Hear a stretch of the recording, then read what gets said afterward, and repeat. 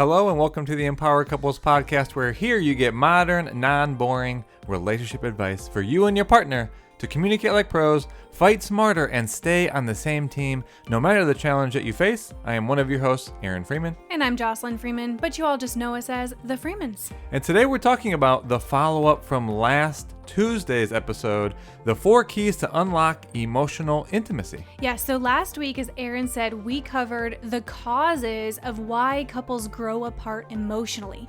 And I couldn't even believe the engagement. This obviously struck a chord. The DMs, the emails, the messages of people reaching out and saying that they have felt that way and they haven't known how to talk about it, or does that mean something's wrong, right? And by the way, if you didn't listen to the episode, here's a clue. You want to go listen to that one and then come back to this one, because it really is a great 2-parter series. Yeah, it would be episode 164. And by the way, we are traveling still, so we're outside of a window here at my parents' house. So if you hear birds chirping outside, that's what's happening here where we are. Yes, we're on the road. And, just as a brief recap from last week, I think part of why this struck such a chord with both men and women, I mean, we had men really saying like, wow, I have felt this way, is because we addressed that this is not, pointing to something being wrong in your relationship. There are 4 levels to a relationship. And in any given season, you're falling into one of the 4 levels. Aaron, do you want to do a super brief, hyper speedy recap of those 4 levels? Not in my tone speed, but in summary and less words. Yes. So the 4 levels are dysfunctional, functional, healthy, and empowered. And the main takeaway from each of those is there are going to be activities that are taking you down the levels. Sometimes you don't realize that's happening. Then there are activities, things you say and do, ways of being to adopt, that will have you go up these levels. So if you listen to episode 164 and you self-assess yourself, I guess it's the only way you could self-assess, into one of those areas of a relationship, now the question is, how do I get myself and my partner up these levels? And this is it. It really is about emotional intimacy. There are the steps to take you into these higher levels. Yeah, and in the messages back, many of you said, all right, Freemans, you spoke to it exactly. We have been in the functional level. That doesn't mean something's wrong. You just haven't been doing the things that nurture going up to a healthy and then an empowered relationship. And that's going to be today. Last thing I want to say about the episode before was, notice how we didn't say for one of the root causes of growing apart, doing no date nights or doing less date nights, which is what everyone posts about online. You need the date night, right? Oh, man. I've heard it so many times recently, too. And I'm like, that's just not deep. It's not deep. It's not deep. Because it's not it. Because you could go on that date night. Sorry to go on this tangent. You can go on vacations, all this stuff.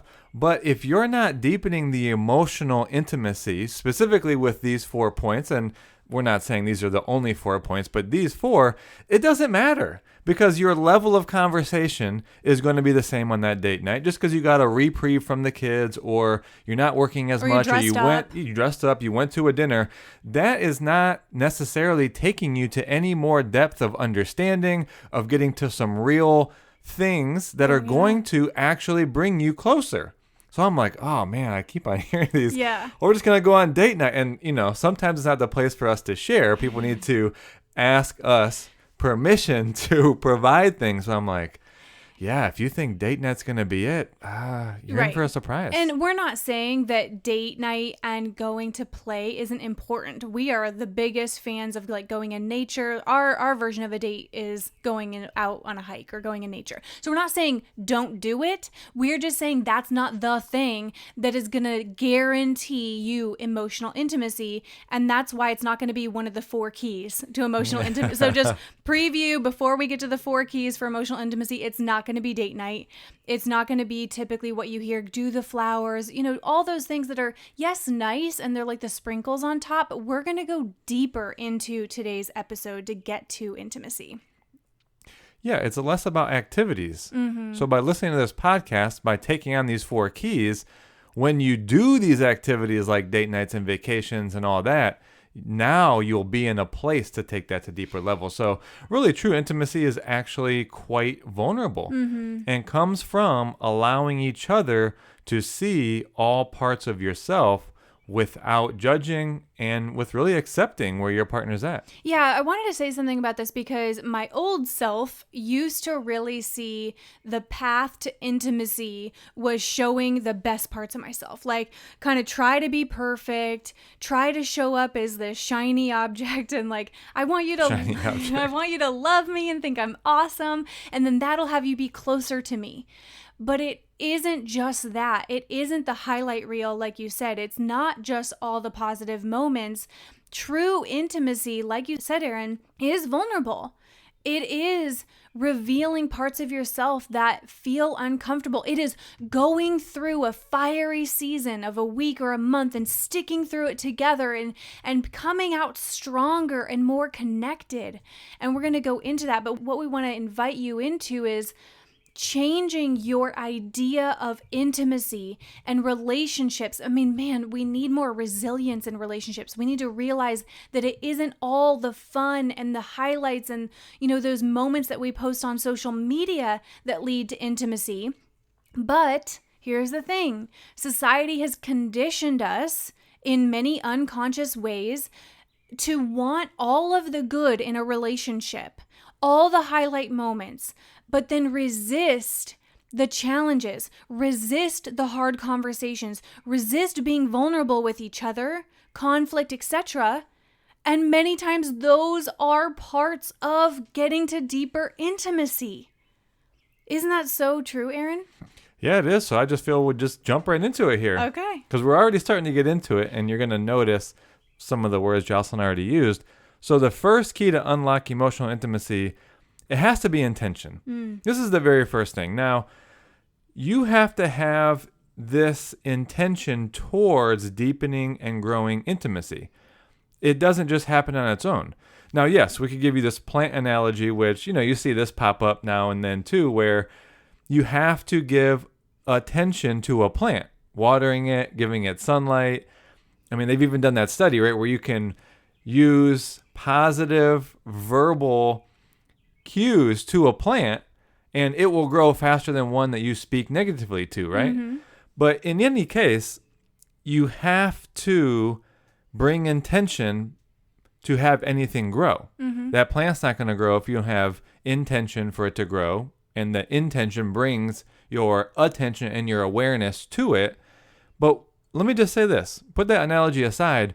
Where in life, where can you expect anything to get better or anything to grow without intention towards that growing? Oh, it wouldn't happen. Your health, your finances, just pause right there. We'll give you time to think because you're not going to find a place. Yeah. Work, no. Sports, no. Health, no. Finances. Relationships, no. Finances, no. None of these places. So you may have heard us say this a few times. Why? Why do you think that in your relationship this would be any different than literally any other area of your life? Yeah, so what I would say to that is if you have been distracted doing other things, focused on all the other things, and then all of a sudden you realize, I don't feel connected to my partner, and then you get disappointed and you get discouraged and you're like, why aren't we connected? And man, and you start to even kind of blame them for their part, right? The thing is, you weren't putting intention to it. So why would it be great intimacy if you didn't even put attention to it, put intention to it? That's how life works. So here you are in this moment, perhaps hearing us in this episode and then the last episode on this, going, okay, now I get it. Now I really see we've not been prioritizing intimacy, especially emotional intimacy. Now we want to. What do we do, Freemans? Well, the first thing is you two set the intention for it. We intend to deepen our intimacy. It's not going to be, I hope, I wish, maybe if you do your part, then we'll get there. No, setting the intention. And Erin and I do this with anything that we're wanting to work on, improve, shift. We set the intention first. And we'll even say that before we get to a solution. You're really good at this because you'll kind of pause me from getting like solution oriented and you'll go, well, let's first start with the intention we just set. And right. Let's let that be there for a minute. This is two-part. So you remember that, and then we're going to do agreements really quick, right? And then after I say this, and we'll get to that. Because when you set intention to be more intimately connected, you're setting yourself up to be responsive to your partner and to life and not just reactive. And so if you've been following us at all, you know we have a book called The Argument Hangover. If you haven't read it, by the way, you should definitely read it. TheArgumentHangover.com. You get $200 worth of free bonuses, a course, a guide, actually 2 courses. So make sure you do that. The point being, during the argument hangover, and the whole point of conflicts is what? Not to avoid conflicts. And that's really what we're talking about today. But you have to get yourself in a spot where you're not doing more damage. That's the thing about conflicts, right? Mm-hmm. It's that something happens, and it's the things that we say and do from a reactive place that do more damage to our partner and our emotional connection than the initial source of the conflict. So the first thing is that intention sets you up so that you're not as reactive towards your partner, towards the things they say or do or not do, even life events, and does not start to erode your emotional connection from being reactive. Mm-hmm. That's really part of this deeper lesson of why intentionality. Yeah, and the last thing I'll say before moving to the second key around intention is this can't be just a one and done intention. Oh, we had that conversation after listening to the podcast from the Freemans and we created the intention. We are going to deepen our emotional intimacy. It's going to be a priority. And what are most guys going to say? Yeah, okay. Oh, yeah, let's do that. That's not even just a guy thing. I think people can do that. But, okay, you set this intention once, then you just go back to your same old. That doesn't work. Mm-hmm. And so this is, especially if it's an important area of your life right now, it's a daily intention. Yeah. You're waking up, and this would be a whole other tangent about morning practices, and we're very intentional about our mornings, but we set our intentions for the day. And of course, one of those being like, how do we want to show up in our relationship? Mm-hmm. And so it is a daily intentional practice. And what's going to have you stick to that is making whatever that is for you into an agreement. That's the key piece that's missing. I want to deepen our intimate connection. Mm-hmm. Okay, yeah, we're gonna do that. Mm-hmm. What's that look like? What are we going to do It's here? way too vague. Mm-hmm. What does that mean to you? What does that mean to your partner? And if you don't even know specifically what each other mean, let alone have something specific to keep to, you're not going to do it. Yeah. So having an agreement around your intention, and just one example would be, and we did this a lot when we worked in separate places actually, we would, each morning, we would set our intention for how we were going to be that day, right? So sometimes that looks like courageous, curious, and connected, right? So I'm setting my intention for my energy, for my emotion, for my state of being, and we would text that to each other every day. Mm-hmm. Yeah, that's a great example. And so we won't go more into agreements because that's a whole other episode that we talk about quite a bit. Let's go to the second key around emotional intimacy, which is self-awareness. And the reason is because how could you possibly be intimately connected with your partner if you're not connected to yourself? Mm-hmm. And so many of us, we see it all the time when we're talking to people, and they are just overwhelmed, overstressed, and putting themselves into so many roles and obligations and things that they haven't paused all day to check in on themselves. And that yet they're hoping to connect with their partner at night. It's like, how? You're not even connected to yourself. So to be able to connect at a deeper level with your partner, you must become more aware, moment to moment, hour by hour, of what your thoughts are, what's driving them. Like, oh, where are those thoughts? Do you ever question your thoughts? Like, where's that, thought even coming from? We all need to. What am I thinking about right now? Is this useful thought? Also, is this mine? Is this coming from somewhere else? Yeah. Is this from my past? Did I subconsciously take this in from a movie or a media or what someone else said? Like, literally, like, questioning your own thoughts is a really powerful practice. And then also being aware of your feelings. Mm-hmm. What are you feeling? You can't just walk into a room and you're coming in with this storm and this energy and this frustration and stress and then be like, partner, connect with me.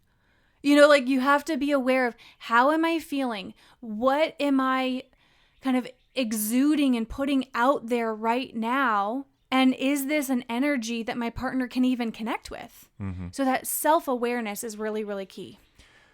Yeah. This reminds me of one of the calls from the assessment that we offered last week. And by the way, the response on that was it went in like really a couple amazing. hours. Everybody wanted it.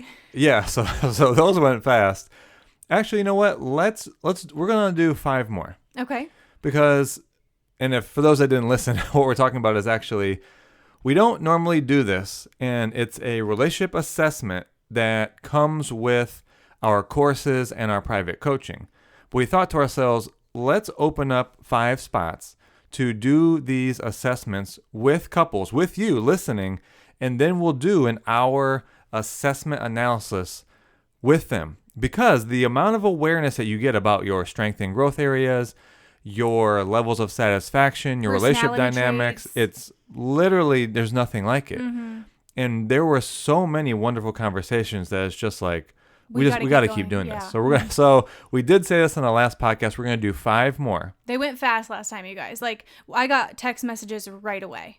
So you can actually reach out, since you're mentioning that, either via text or via email. He's going to put it in the show notes as well, but just in case you're writing it down now, it is 602-321-5652 to text. And then the email is connect@newpowercouples.com. And all they did was text, say, hey, I want that discounted assessment and call, which, by the way, is $147, which Amazing, normally the lowest price you can get that for is with our $1,000 course. So huge discount, 5 spots. They went in a couple hours last time, so you'll want to reach out quick. Yeah. And I'm bringing this up because in one of the calls we had, it was with the husband and wife, and this is going further, but his level of assertiveness was so low and his avoidance was so high. And she was really frustrated because things hadn't changed, being together 9 years, married 9 years, together 15. And when we started to dive in with him, we gave him the opportunity, what would you like more of in this relationship? And they, really did have lower levels of satisfaction. They were more in the dysfunctional relationship level. And even asking him, he said, well, everything's fine. And you remember what happened after we asked him that and he said that? She was disappointed. She was so disappointed in her face and her body language. She looked at him and said, are you kidding me? And that's how that conversation would normally go, without facilitation. But being on there, we really got to this place where for him, it wasn't that he actually didn't know, but as we dove in with him, he never brought the self-awareness into what he was actually thinking, what was driving that, what he was actually feeling. And if you don't do that, guess what? You can't do. You cannot express that to your partner. Exactly. You cannot be more understood. You cannot be more known by your partner. It's impossible. And so we watch this. It's not like he's a bad partner, but without this self-awareness, you have an inability to express to your partner, and your partner wants to know more about you. They want to be more intimately connected. If you don't do this piece, it's impossible. Exactly. And it seems super frustrating to the other partner because it's like, I can't believe you're sitting here. They just showed us the assessment. We're a dysfunctional couple. You're going to sit here and tell me that nothing's wrong? Are you kidding me? And it wasn't that he didn't think there could be improvement. He had no words. He had no language, and he had no self-awareness to even express that. And that happens for a lot of partners. And here's the thing. He was willing to learn it. So Yeah, they left yeah. empowered because we worked with them on several tools and some next steps for them. Like, we didn't leave them hanging. They now have resources and tools and what to do next. And he was willing. And that's the key, because I didn't used to have great self-awareness. You definitely didn't early on. If I was asking you, how do you feel, or what's on your mind? I don't know. Like, Well, I was just like him, actually. Yeah. And I told him that. I said, when Jocelyn and I first got together, I understand right where you're at. I did not have the ability to express what I was feeling because I never gave myself the time to actually feel what I was feeling, and then be able to build some terms, some language around them being able to express it to you at all. So, meaning it can be learned. Self-awareness is something you learn and practice and can get better at. It's not, oh, my partner's not self-aware, so we're doomed. No. Are they willing? Are they willing to learn that?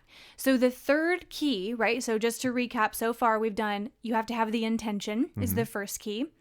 Then self-awareness for both of you, because you have to have self-awareness to be able to open up and share that with your partner. So the third key is vulnerability.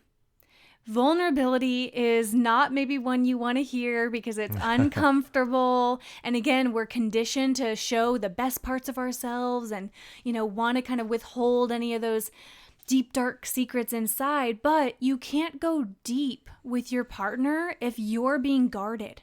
If you're being superficial with each other, right? Just answering, how was your day? Oh, okay, fine. Are you connected with fine or okay? Or how'd that meeting go? Oh, it was long. I don't know how you're feeling. Like, did anything come up for you, right? So you say that to coworkers. There's no depth in that. And so vulnerability is being willing to open up to each other, to share the not highlight moments with each other, to share the feelings, to share if you got triggered, to share if you're uncomfortable, to share if you're nervous, anything that is honest, that's real, that is beneath the surface that, you're thinking about or you're feeling and you think, oh, I need to protect this. I don't need to say this out loud. Yes, if you want to connect deeper with your partner, you do. Yeah, this means even sharing places you see imperfections within yourself, places that you've been hurt, by your partner even, when you don't feel your best, or expressing needs and maybe even more so your fears. And Brene Brown is huge talking about this, right? If you haven't watched some of her talks online, Brene Brown is amazing. And she talks about how vulnerability is not a weakness, which I know so many of us have, unconsciously created that belief about vulnerability, but it's actually courageous, as she talks about. It is courageous to open up to your partner. And I know in our relationship, the moments where we have had a breakthrough in intimacy, or let's say maybe we had gotten in a routine or gotten in a rut, because it happens to all of us, you guys, right? If we take our intention off of it, then what changes? We go back into more of a functional relationship. So we've had those moments where we were operating that way, but we catch it and we would go, oh, what's missing? We haven't been vulnerable with each other. It's been kind of superficial conversations lately. It's been more routine. And when we come back to opening up and going deeper and sharing the things that are sometimes scary, there's this moment, and you can really feel that moment with your partner where you see their humanity. You see something deeper in them, and there's nothing more profound than feeling as though you can see deeper into your partner. And it really goes to show why it can't just be about the positive moments.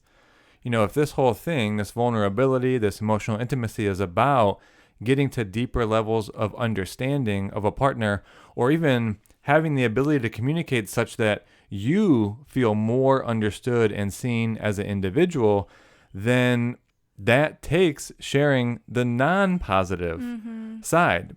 So if you think about this in your own life and day, are you 100% joyful and happy and everything is good? Likely not. Likely not. And life really isn't set up for you to be that way, right? Again, that's why we talk about responding and not just reacting. So if that's the case, if this whole thing is about being more seen and understood by your partner, then, okay, go back to what I just said. What % of your day is, let's say, joyful, happy moments versus you have some fear, you maybe have worries, concerns? Yes. Maybe 50-50, maybe even 70-30 to being more joyful and happy. That's great. But what about that 30%? You have to share all the aspects of your experience of life with your partner. So that means to get to this 100%, I'm just kind of I don't know if you can get to 100% because things are always happening day to day. But that's the idea, is that you're sharing all of yourself. So that means it can't just be the all positive, because that wouldn't be sharing all of yourself. Okay, so here's what's really key to that. If your partner is vulnerable with you and you instead get defensive, You make it about you. Invalidate. You invalidate. You come back with logic. You make tell it not them, safe. yeah, why that doesn't make sense. You know what's going to happen? Closed heart. Mm-hmm. Closed off. And maybe one time that won't be detrimental, but if you do that repeatedly, it'll be as if they have barbed wire around their heart. They are guarded like the best prison on the planet, right? Like no one's getting in. They used to say like Fort Knox or something. Okay, right? yeah. No one's getting in, right? Well, you want to be very aware when your partner is being vulnerable, even if, or especially if it has to do with you. And someone asked this yesterday on Instagram, how do I not get so defensive with my partner? I think we could do a whole episode on just defensiveness. But what you want to focus on is they are being vulnerable right now. It is not about you needing to defend yourself right now. And if you do make it about you instead, they're going to close off. That will kill off emotional intimacy right then. I just want to say that happens fast. There's a very small window there. Exactly. When your partner's being vulnerable, and if you're immediately, we already said, reactive. And if your reactiveness is this justification, this invalidation, this defensiveness, that window closes down really fast. Especially, I think, of course, all people, but men especially. Like, and when we talk to partners and one tends to be more like, I'm okay, or I don't know, it's because maybe for a while they weren't ever safe to share because they were met with that defensiveness. So yeah, we're not even talking about a while in another relationship. It really is yours. Like, look back. Have you been providing a space for your partner to actually feel safe to share vulnerably? Exactly. So that is the third key to unlock emotional intimacy. So then the fourth key is one that you're probably going to not expect. It is not one that sounds all rosy and romantic. However, it is one that is so looked over, maybe no one's even talked to you about it, and is required. Required, you guys, and it is integrity. And I know you're like, oh man, that doesn't sound that fun. But let me give you this analogy. And Aaron, you can score me because you're the analogy king, so tell me how I'm doing here. But if you think about a bike wheel, okay, and it has all the spokes. That's what they're called, right, Aaron? Yeah, okay. I'm doing okay so far, right? So bike wheel and spokes. If one spoke breaks, can you keep riding? Probably. The bike will keep going. Yeah, you might not notice. Might not notice. All right, keep going. But it's lacking integrity. So then the next spoke breaks. Can you tell? Maybe you can tell a little bit more, right? The bike isn't as stable, but you could keep going. Now, the third one. You might be able to still go depending on the bike, but it's starting to slow down, starting to feel sluggish, starting to feel harder. But you could persevere and say, I only have a little bit more to go. Let's keep going here. The fourth one breaks. Now you're really feeling it. And what are you going to do? Maybe you stop and you go, oh, what do we do here? It's broken. I don't know what to do. In your relationship, I hope I did okay with the analogy, right? Yeah. That wheel, to stick with that, it is lacking integrity. And how would you ever go the distance and have a great ride, to say in your relationship, right? Have a great ride in the relationship if it's lacking integrity. Now, in your relationship, if there are things that are out of integrity, meaning you're not repairing things after conflict, you aren't resolving conversations that are really important, you're not being completely honest with each other or keeping promises to each other, and it's lacking integrity, it is going to feel harder and maybe impossible to connect at a deeper level. Yeah. This is a key term in a number of the personal development courses and seminars that we've been a part of. So we're not coming up with this on our own. This is really foundational. And it really has to do with, in those courses, integrity really leads to workability. Workability leads to performance. So you cannot perform. So going to your bike analogy, if you were a road bike rider and you were in a race, you need your equipment. You need your bike to be at its highest level of integrity, because when it is, now you're at the highest level of workability and your bike can perform at its best. So that means, like you said, as those spokes start to break, you lose integrity, you lose performance in your bike, and it doesn't matter how in shape you are as an individual, you cannot perform at the highest levels. And that's what this is really. And integrity, when it comes to your personal relationship, as you're saying, honestly comes down to, and this is personal development, your word. what you say you're going to do. And that's the place to really look. Have I been making promises? Have we been making agreements with each other, which is a key thing we talk about? And if we've been making them, have I been keeping to them? Have I been honoring my own word to what I said I'm going to do? Even more powerful than that, have I been keeping to who I've said I'm going to be for you as a partner? You often say this, we have these vows. Vows? What are vows? When did we say Do you those? remember Years any ago. vows? Yes, you've made promises from the very beginning. Do you even remember them? But promises and integrity to who you're going to be, which goes back to the intention. So once again, if you say, yeah, we're going to be more intentional, and then are you actually keeping to that? If I say, I'm going to be more compassionate, and I have the intention of being connected, compassionate, and empathetic.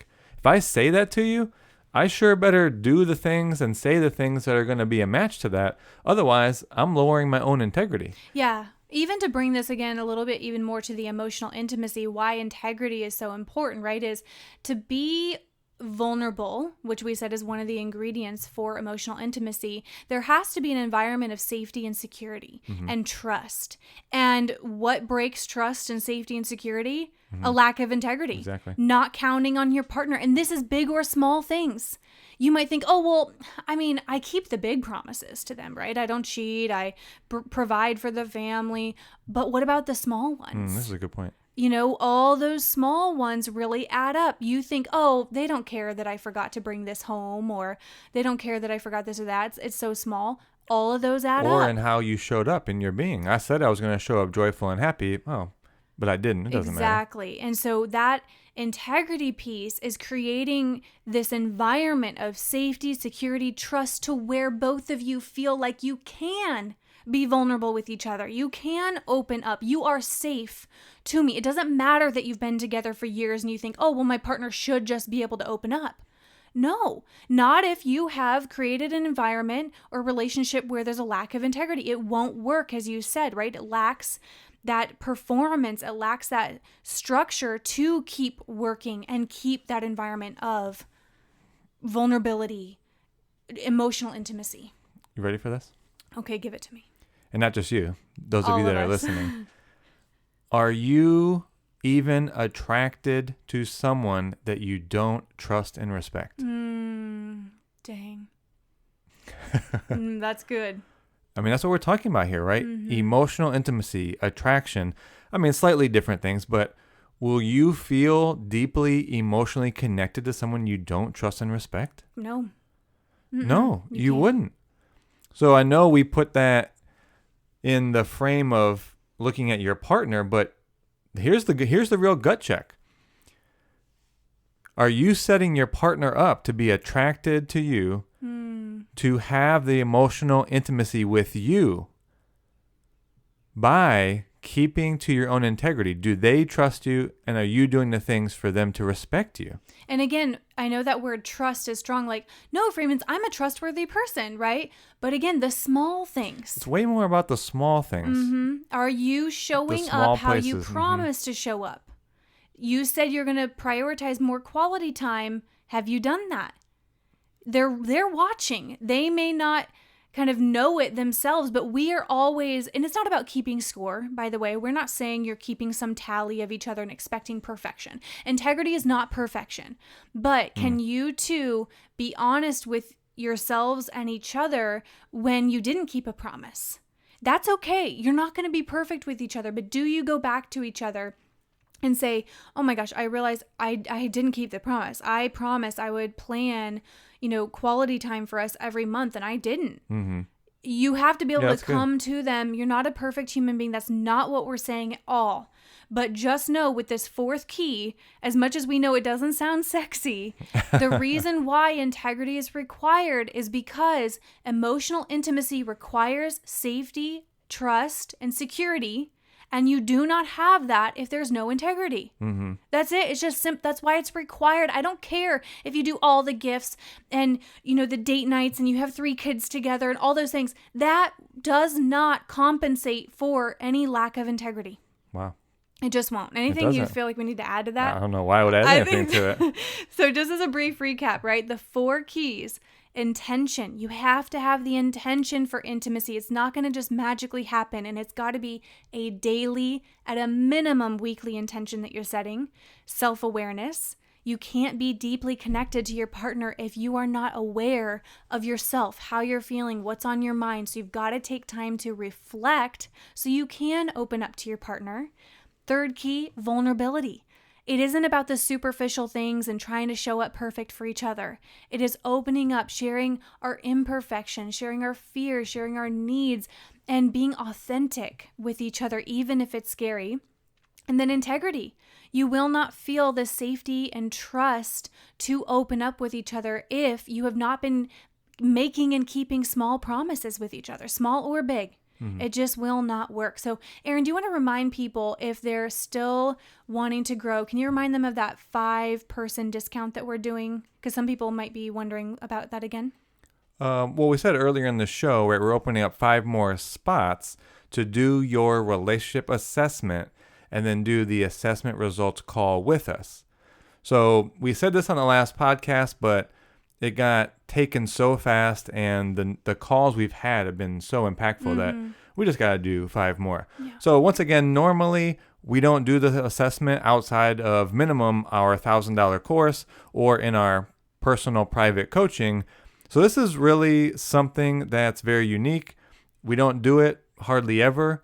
And I would really suggest that if you have any of these spokes, if you will, any of these 4 keys that are missing that you just mentioned, and you do find it difficult to have these conversations with your partner because they get defensive, maybe you get defensive, there's some invalidation, or your partner thinks there's nothing quote unquote wrong, which there isn't anything wrong, but behind every challenge is a missing skill.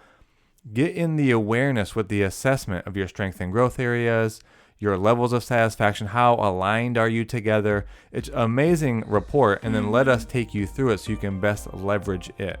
And as a reminder, so it's super discounted to only $147, 5 spots.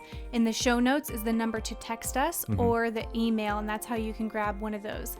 So with that, we always want to leave you encouraged to know that whatever season you're in right now, you never have to be stuck there. If you're not feeling a sense of emotional intimacy, it just takes that intention, as we talked about, and implementing everything we talked about here today and being aware of the last episode as well. So you can shift your relationship at any time that you choose with the right focus and with the right tools. We believe in you. We're here for you. Send us a note if you have additional questions. We love you, and we'll talk to you on the next episode.